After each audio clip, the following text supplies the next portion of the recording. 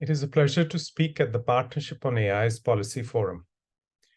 Recent breakthroughs in the development and deployment of foundation models have caught the attention of world leaders and the public at large. This moment has been compared to the invention of the printing press. AI offers incredible opportunities to enhance productivity, boost the digital economy, and create wealth. I am particularly excited about the potential of AI to accelerate research and development for the Sustainable Development Goals and bridge the last mile gap in critical areas such as public health and education. Equally, there is concern that powerful technologies are being released at scale without sufficient thought to safety, security, and the well-being of users.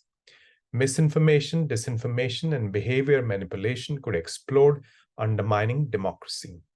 Inequities could get further entrenched and jobs could shift suddenly without giving sufficient time to social institutions to adjust. Each of the UN's 3 pillars, peace and security, human rights, and sustainable development, could be impacted positively and negatively. This is why later this week, as a first step, the UN Secretary General will convene a global multi-stakeholder advisory body on artificial intelligence.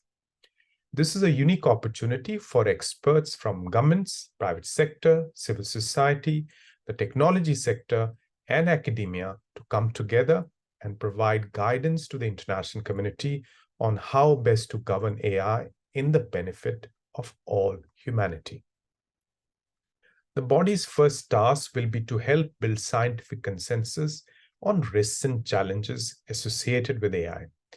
This answers the need for a continued apolitical assessment, which lets the public and the politicians make informed choices. The body will also study the current landscape of AI governance. Governments and the private sector would benefit from recommendations based on an analysis of these governance responses and potential gaps which require attention and investments. We also need a way to pull together different governance responses, the EU AI Act, the G7 Hiroshima process, the work on safety and risk management plan for the UK Summit on AI next month, the existing work of UN entities such as UNESCO, ITU, and the Office of the High Commissioner for Human Rights, and many more, and knit them into an interoperable and effective tapestry. Such international orchestration happens in a variety of sectors. The body can study existing models of technology governance and make appropriate suggestions for an international response. Finally, there is the important matter of opportunities. At midpoint for the Sustainable Development Goals, we are on track for only 15% of the SDGs. We need to catch up fast.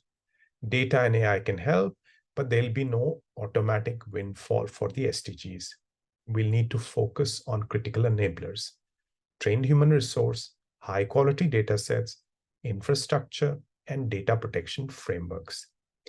Without leveling the opportunity landscape, the current digital divide will deepen further.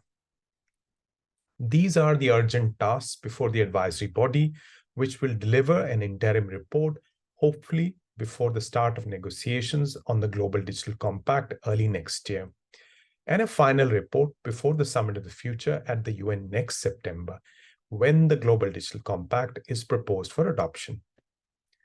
Ladies and gentlemen, I'm encouraged that the Partnership on AI is releasing its safety protocols for foundation models for public comment.